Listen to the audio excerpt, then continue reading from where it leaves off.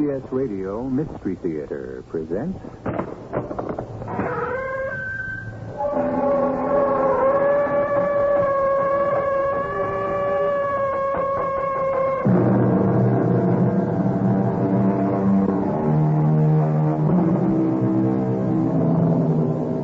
Come in. Welcome. I'm E.G. Marshall. We have men... and we have women. Therefore, we have marriage. Of marriage, it is said, how many torments may lie in the small circle of a wedding ring? On the other hand, we hear of wedded bliss.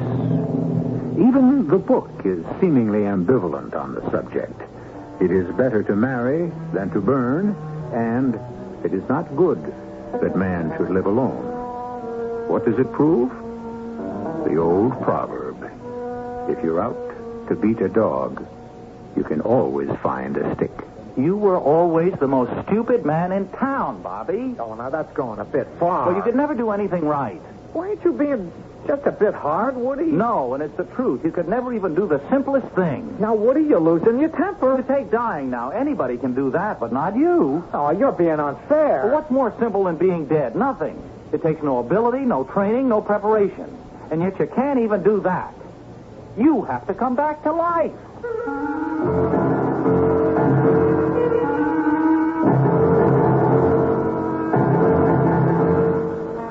Our mystery drama, The Ghost of San Juan Hill, was written especially for the Mystery Theater by Sam Dann and stars Jack Grimes and Marian Haley.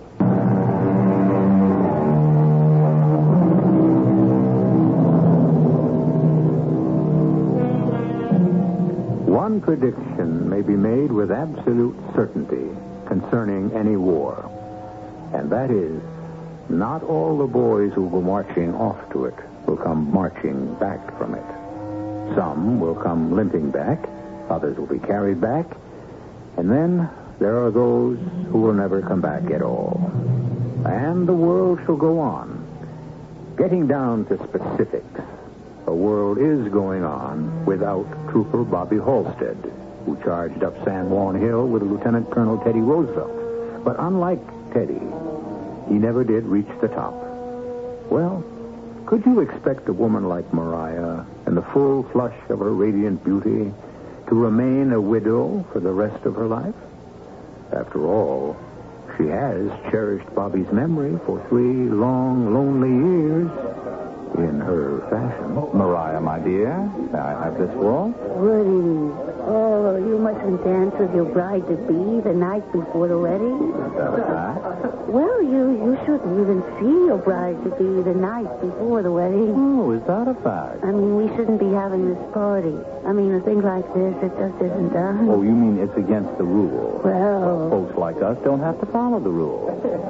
Why don't we? Because the rules are made for average, ordinary, everyday people. Uh-huh. Well, I always thought of myself as just folks. Oh, you were never just folks, Mariah. Even when you married Bobby Halstead, you married beneath your station. Oh, everyone thought I married above my station. Bobby's pa worked for the railroad, and my pa... Oh, now, he had an unfortunate illness. He was the town drunk.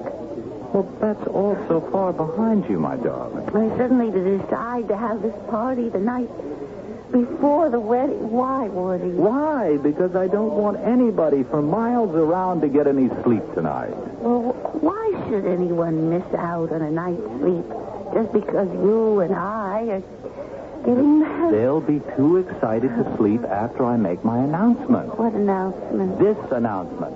Ladies and gentlemen, may I have your attention, please? Please, ladies and my friends, I have an announcement to make.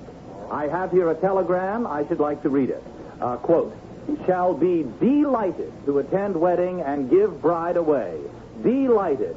Signed, Theodore Roosevelt. Yes, indeed, ladies and gentlemen, the President of the United States. Woody! Oh, it's impossible. Oh, Woody, is it true? My darling Mariah, Bobby died in Teddy Roosevelt's arms on San Juan Hill. He felt like a father to Bobby, and therefore to you. And he's going to give me away tomorrow. My dearest, see what begins to happen when you decide to marry me. All the strange and wonderful things.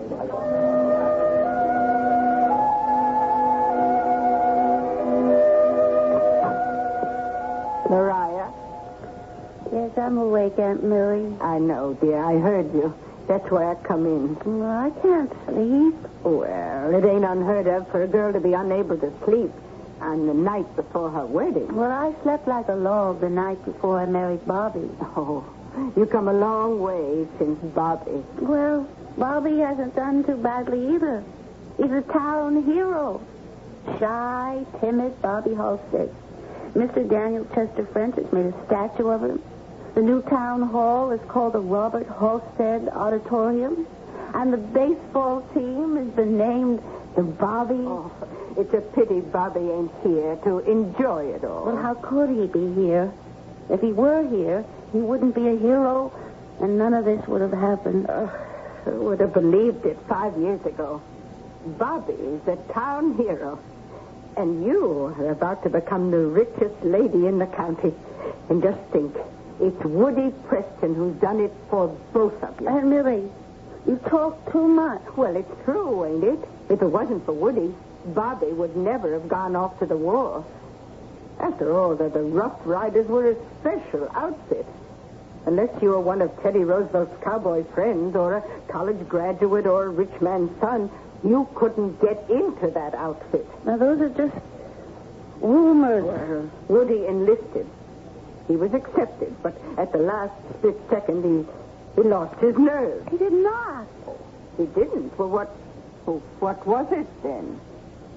Well, the realization came to him that he was a pacifist at heart. Oh, sure. And that perhaps it was not really a just war. Mm-hmm. All right, be skeptical, but it is possible to receive a sudden enlightenment. Well, the enlightenment was, like you say, that he could have been killed.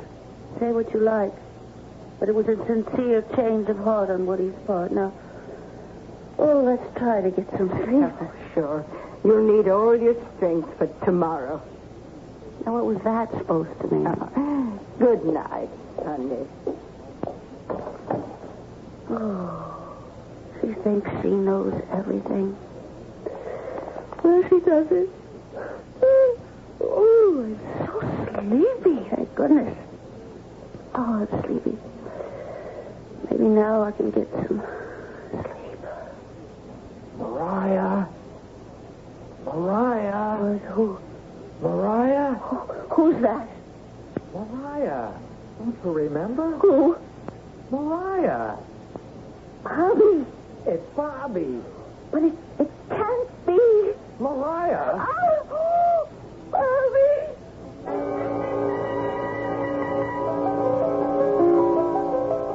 Now, dear, just drink this. Oh, I tell you, Aunt Millie, he was... Nice, warm milk. I heard him, plain as I hear you. With a little something in it to give it a jolt. It was Bobby. Now, drink it down. All of it down. That's it. Oh, just as plain as day there it was, his voice. I heard him say Mariah, the way he used to say it, that same breathy way like he had a cold in his nose. Now, Mariah. Which he usually did. I heard him. You were dreaming. I was awake. You couldn't have heard him. He's dead. Oh, I see. You're saying he's a ghost. Yes. But there ain't no such thing as a ghost. Well, I used to believe that Now, myself. let me tell you what it was. Now, we were talking about Bobby, and you fell asleep, and you dreamed. No, you don't understand. Bobby's ghost was in this room. Now, Mariah, I won't let you talk such foolishness. Well, I'm being punished. Child, what are you saying? Punished for what? Well, read in your Bible about David and Uriah. Oh, what's all that got to do with And David did lust after the wife of Uriah. And so he sent Uriah into the thick of the battle. What are you talking about? Woodrow Bennett saw me walking on the street, and he wanted me. I won't have a niece of mine using them words. Wanted me. And I wanted him. And so we schemed how to get rid of Bobby.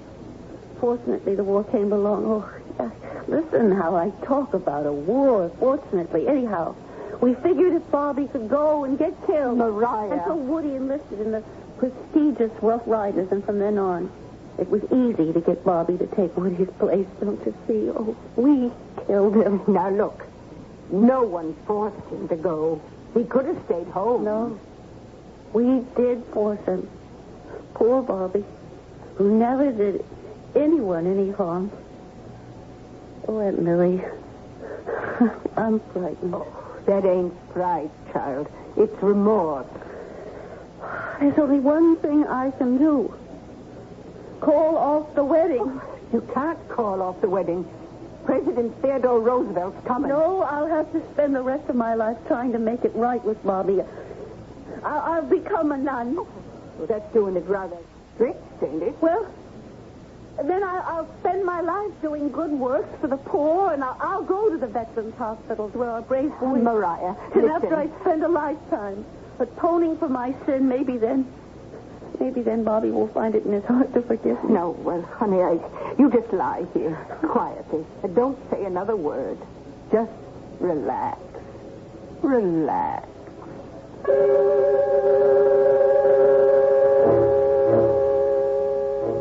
Woody, don't you tell me it's my imagination either. No, my darling. But, Mariah, do you believe that we schemed and plotted to get Bobby killed? I do. How can you say that?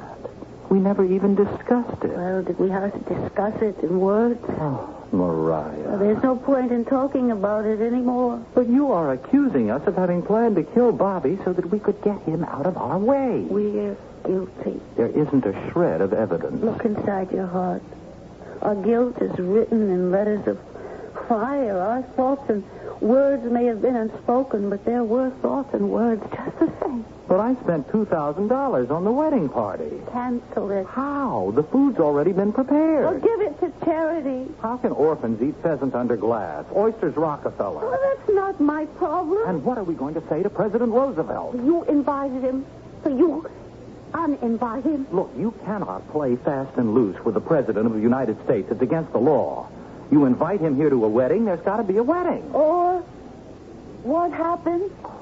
Now, look at this ridiculous situation, Mariah. You want to call off our wedding because you imagine you heard the ghost of your first husband. I tell you, Woody, I did hear him. And what if you did? What could he do?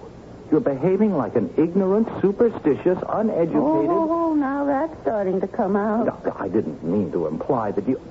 Mariah, please snap out of it. Admit what every sane, sober, right-minded individual knows for a fact. There is no such thing as a ghost. Woody. Huh? Woody. What was that? Woody. Oh. Woody. Oh, no. It's his ghost. It's Bobby's ghost.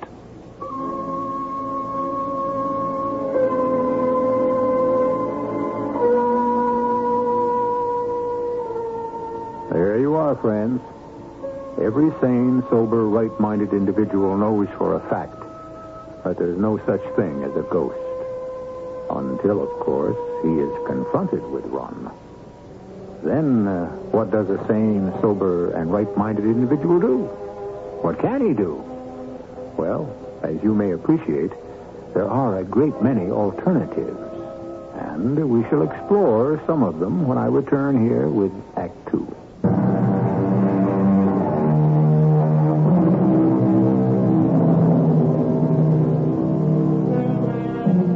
The dead, we are given to understand, leave us forever. We, when our time comes, will go to join them. They, on the other hand, can never return to join us. The proposition seems so elementary and basic that one could hardly call it to question. And yet, what has been happening in Mariah Halstead's bedroom?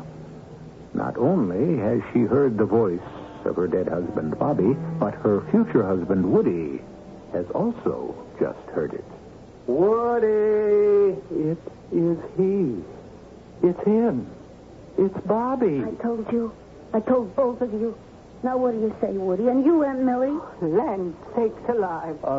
Bobby, Is that really you? It's me, Woody. Oh, no. Oh, no. Oh, Bobby, forgive us. Forgive me. I mean, forgive Mariah. Well, sure. Sure, I forgive you. Sam, that's you, Bobby, standing by the window. Bobby in his Spanish war uniform. Bobby, The ghost of Bobby come back home. you've been sent back. Yeah, I guess I was sent back. Oh, and I know why.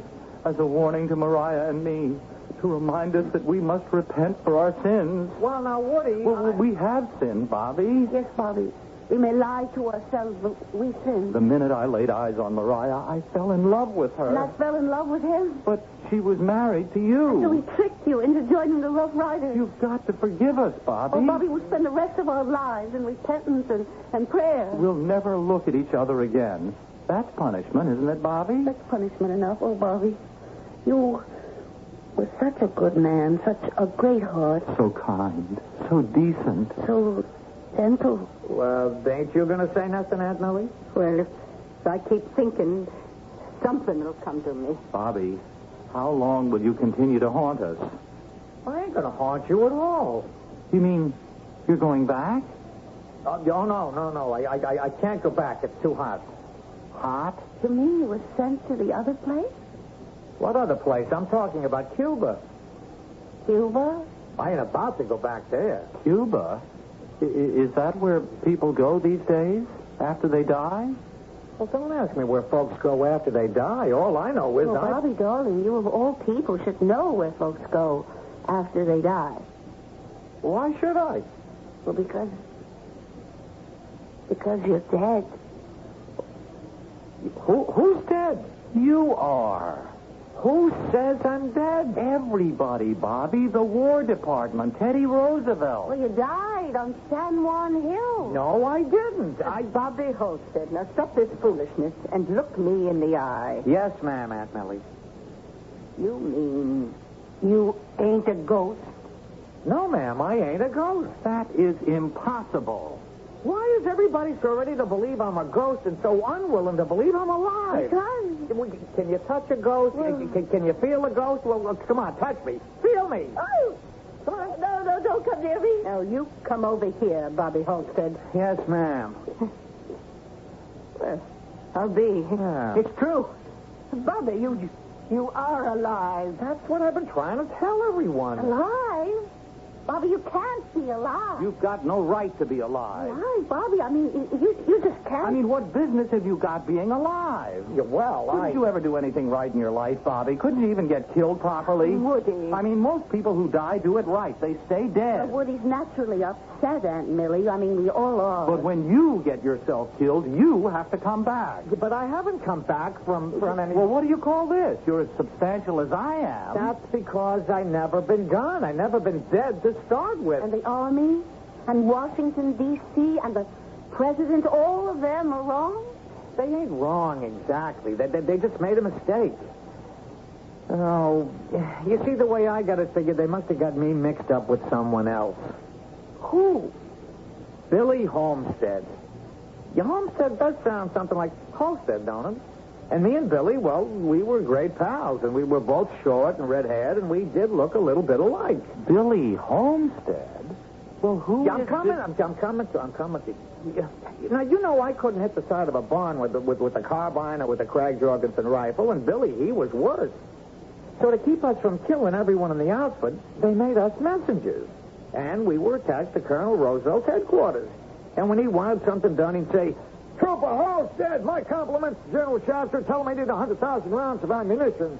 Or, Trooper Homestead, my compliments to Colonel Wood, and, so forth. You follow this? It really isn't complicated.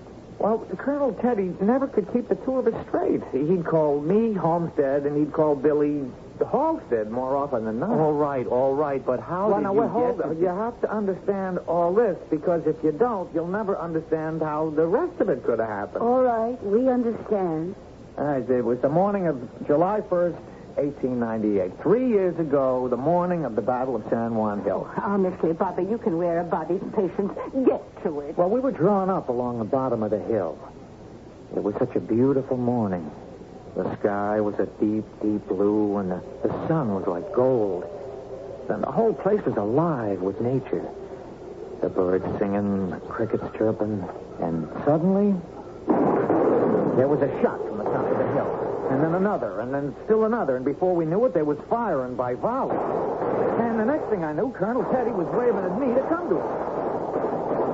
Keep your head down, Trooper Homestead. I'm Halstead, sir. That's what I said, Homestead.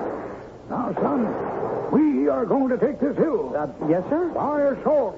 By assault, sir? We'll take her by storm. Yeah, but the firing down on us pretty hot and heavy. We're not called the Rough Riders for nothing, Homestead.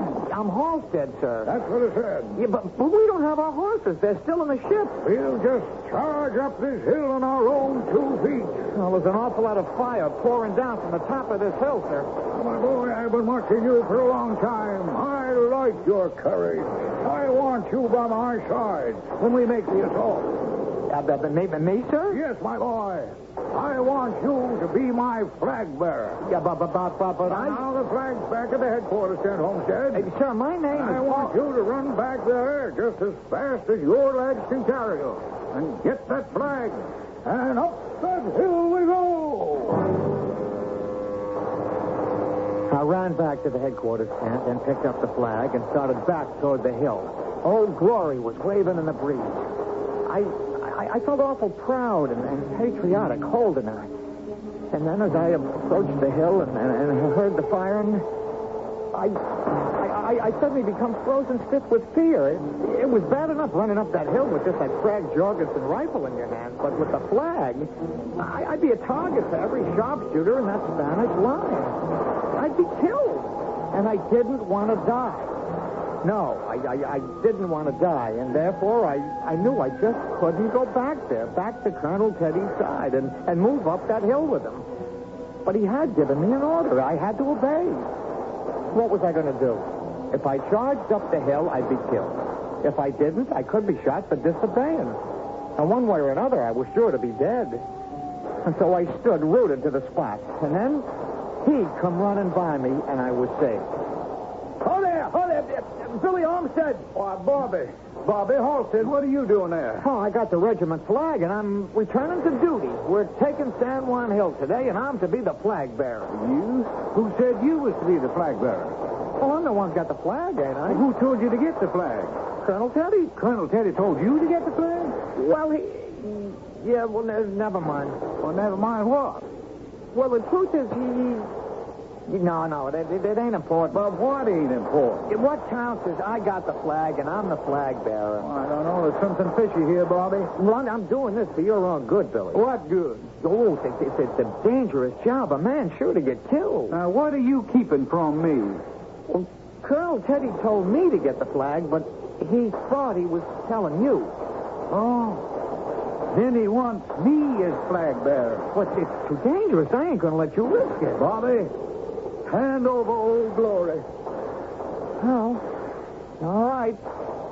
Here she is. Oh, you're a pal, Bobby, a real pal. I know being flag bearer would mean a lot to you. Well, maybe next battle. Oh, you didn't have to tell me. Why, you could have hogged the whole honor for yourself. Well, I guess our friendship means more to me than any chance for honor and glory. I'll never forget you for being so true-hearted and generous, Bobby.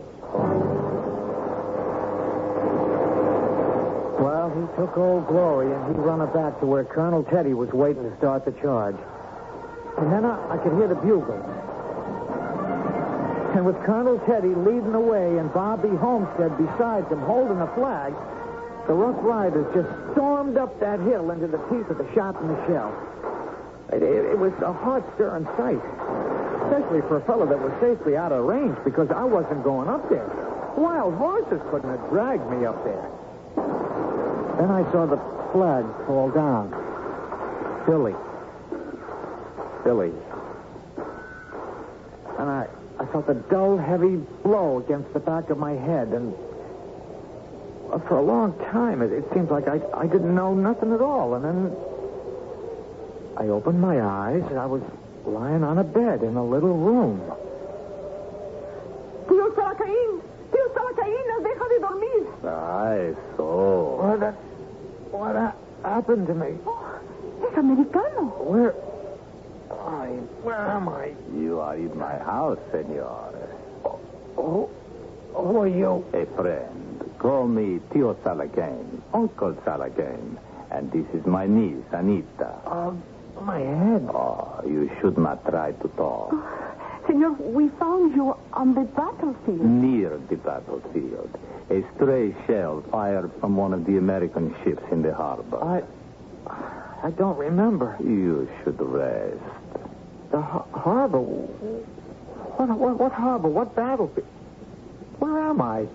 In Santiago de Cuba, senor. Cuba? Ain't there a war with Cuba? No, with Spain. That's it. I must be an American soldier. What? Why don't I remember? You are becoming excited. I know. Look in my pocket.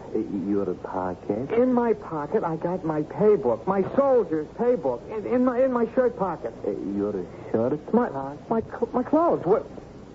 Where are my clothes? What happened to my clothes? Well, it seems that when we found you, senor, you were... Naked. I am ashamed to say, senor, that there are people who are very bad people. They prowl the battlefields and they rob the dead and the wounded. Oh, yes. Well, call the United States Army. Bring me to the man. Might not be good for you, senor.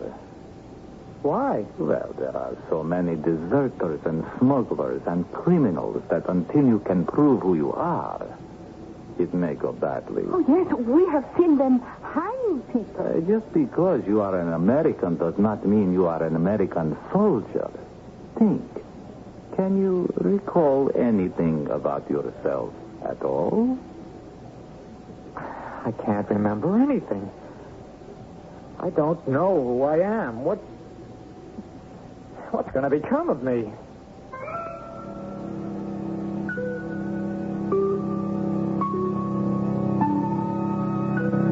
Well, you must admit we're getting to see the underside of things, where there are neither frills nor fancies, and where General Sherman's one-word description of war, namely that it's hell, takes on more and more reality. However, at least for the present, Bobby Halstead seems to be in good hands. So let us all relax for a few moments until I return with Act 3.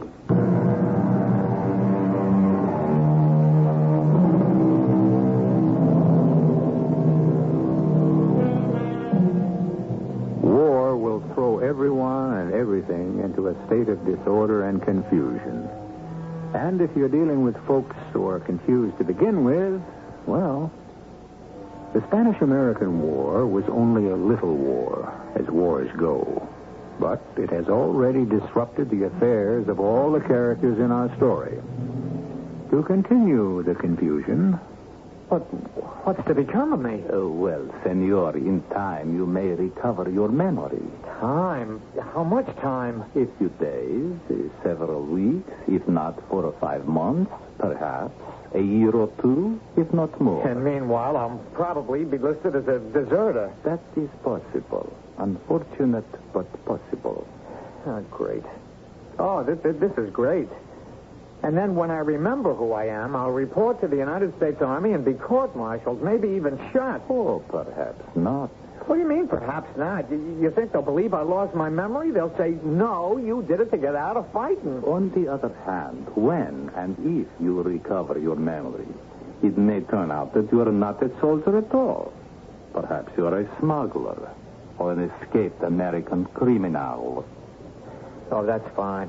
Oh yes, that's just dandy. But what am I going to do? Do? Why, senor, do nothing. It is quite pleasant here, and I and my niece Anita shall do everything in our power to see that you are comfortable.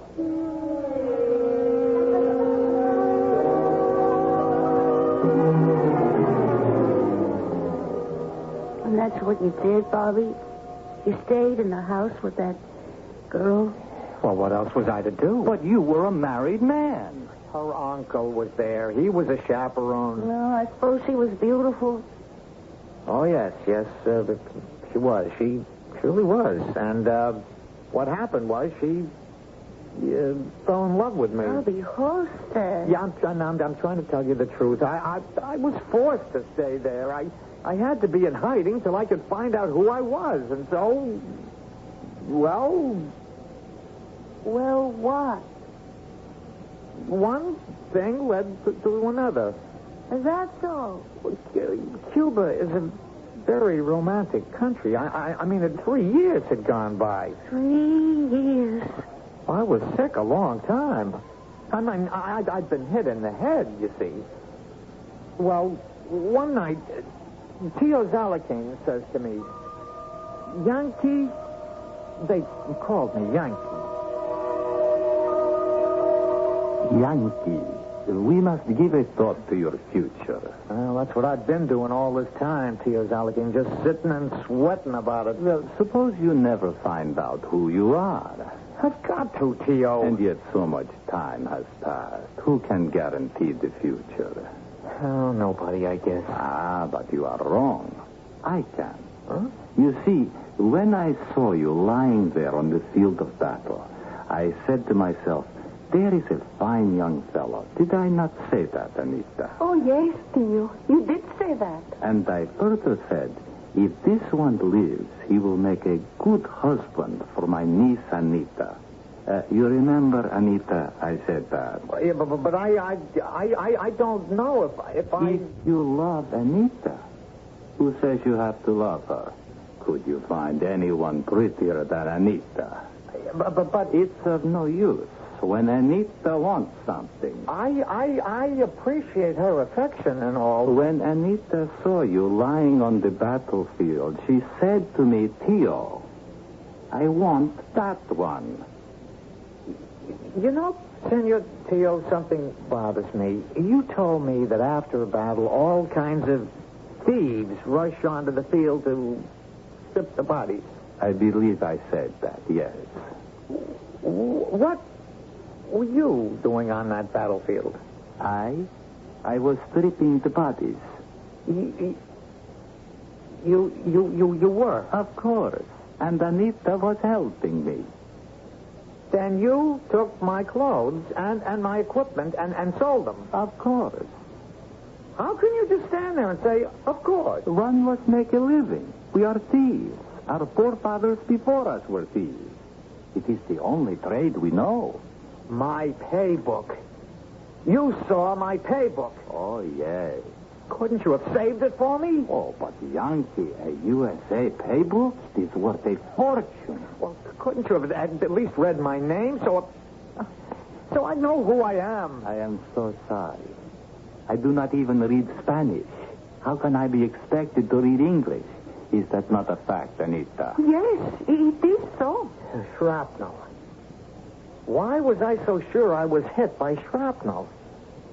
Now, for all I know, I could have just been standing there and you came sneaking up behind me with a club. Oh, Yankee, you trust nobody. But marriage will make a new man of you. Besides, you have no choice. How will I make a living? How will I support my wife? Enough of these excuses. You will never remember who you are in reality. And who you are right now pleases Anita. So, you and I will enjoy ourselves here at the old homestead while Anita steals something for our supper. Wait. What is it? That word. What word did you just say? Supper? No. Steal? No. We'll enjoy ourselves at the old homestead.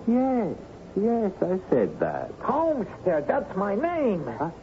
Your name is Homestead? No, my name is Halstead, Bobby Halstead. Colonel Teddy called me Homestead, and he called Homestead Halstead. And that's who I am, a rough rider, and I'm married to Mariah, and I'm going home. And here I am. Now, you know what happened. Teddy must have seen poor Billy Homestead get killed, and he thought it was me. And you are the hero after all. It was Billy Homestead. It was all a mistake. Now, just a moment, Mariah, my dear. We must never make hasty judgments. Bobby, What are your plans? Well, my plans are to come back to my wife and my life here. That may be somewhat awkward. You see, Mariah and I have made other plans. I appreciate we may all have some problems, but after all, I ain't dead. But you are dead, Bobby. You're a dead hero. What happens if it develops that you were a live coward? I'm not sure I care about that, Woody. What's going to happen to that statue of you holding the flag, the one in front of the town hall? And what about that new auditorium? Robert Halstead Hall. And the baseball team. You simply can't let everyone down. But I can't help it if I'm alive, and I didn't ask folks to make a hero out of me. But they went ahead and did, Bobby. You are a hero. And a hero has responsibilities. What responsibilities do I have? Well, right now, your only responsibility is to be dead. Oh, you should see that statue, Bobby. It's enough to make a tear come out of your eye. You look so noble. You're such an inspiration, especially to the kids. Think of the kids. Your problem is you're too self-centered, Bobby. And the baseball team, Bobby. I mean, they were never worth shocked. But since they started wearing your name lettered across their chest... Well, it's like that heroism has just been rubbed off. They're champs, Bobby. League champs. Well, yeah, but what do you want I should do? You'll just have to stay dead. So you and Mariah could get married. Oh, Bobby, darling. Are we asking this for ourselves? It's for you. For your name, for your reputation. Yes, this thing is bigger than all of us. That's why you'll have to stay dead. I ain't doing nothing of the kind.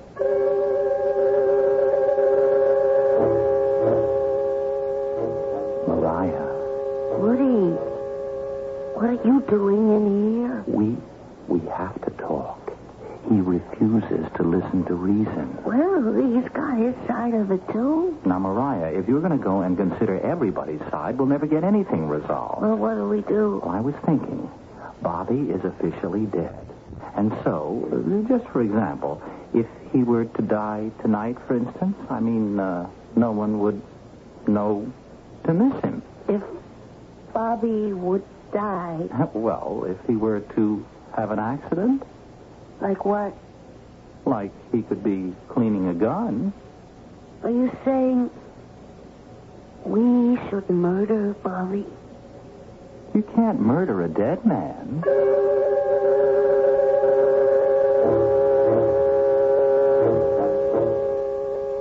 Bobby, What? Oh, it's you, Aunt Millie. you decided what you want to do? I don't know why I have to decide. Well, I'm just thinking of you, Bobby. What's there to think about? Bobby, you realize what life in this town is going to be like. Well, like it always was. Oh, no. You're being worshipped now, Bobby.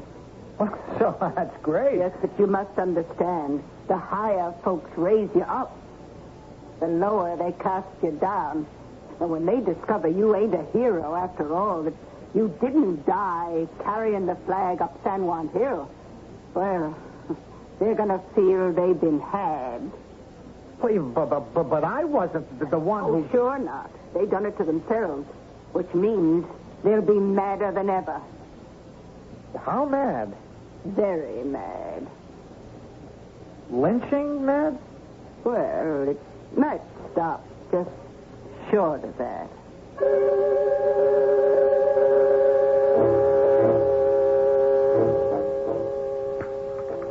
Well, we have to settle this. Oh, not till everybody's had breakfast. Aunt Millie, President Roosevelt's going to get here any minute. Bobby, don't you see how many people you'll be putting out if you spoil the wedding? Yeah, but what happens to me? Well, you can go back to Cuba, to your lady friend, Anita. That wasn't my fault. No likely story.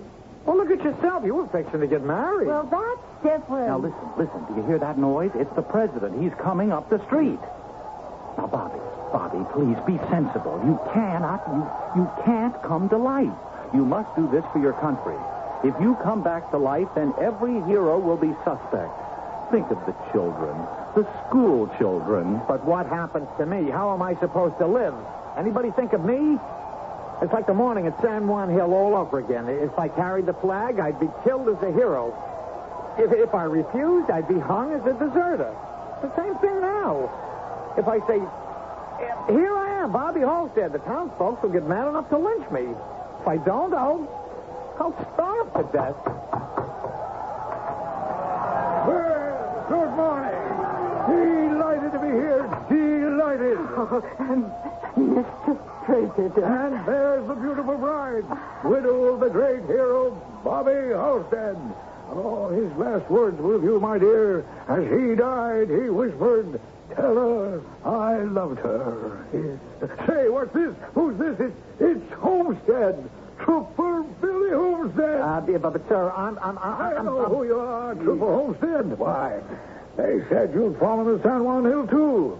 Oh, you're a sight for sore eyes, Trooper Homestead. Yeah, Mr. President. Not Mr. President, but Colonel Teddy. I remember the talks we had late at night, Trooper Billy. How you said if we both lived through the war, you'd like to drive my carriage. Colonel, I must confess. Oh, this is one of the happiest days of my life. I'm giving away Bobby's widow and giving a job to Trooper Billy. And you're going to take the job, aren't you? Sir, That is an order, Trooper Billy. Oh, yes, Trooper Billy, I miss Trooper Bobby. Oh, how I used to get you two fellas mixed up. That is, I let you think I did because it amused you. But I knew who was who all the time. You did, sir? Well, most of the time, Trooper Billy Homestead, most of the time. Now, it's time the wedding party was heading for the church. Unless, Mr. President, you'd like a cup of coffee first. Why, Mom, I'd be delighted. Delighted.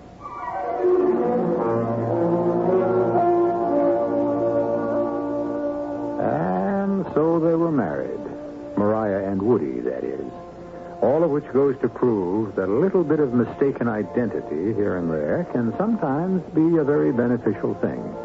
And everything was, you must admit, settled to everyone's satisfaction.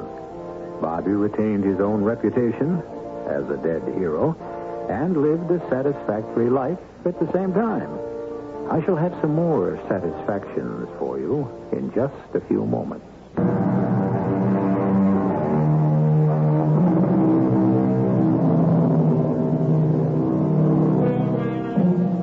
Well, is it better to be a live coward or a dead hero? The problem has been debated pro and con for centuries, and the answer still eludes us. Perhaps there is no answer. It could very well be that these are choices that each man makes according to the dictates of his innermost nature. However, you must admit, we have added something new to this age-old controversy of live coward versus dead hero. We have presented you with a character who was able to be both, and at the same time. Our cast included Jack Grimes, Marian Haley, William Redfield, Bryna Raeburn, and Ian Martin. The entire production was under the direction of Hyman Brown. This is E.G. Marshall inviting you to return to our Mystery Theater for another adventure in the macabre. Until next time, pleasant dreams.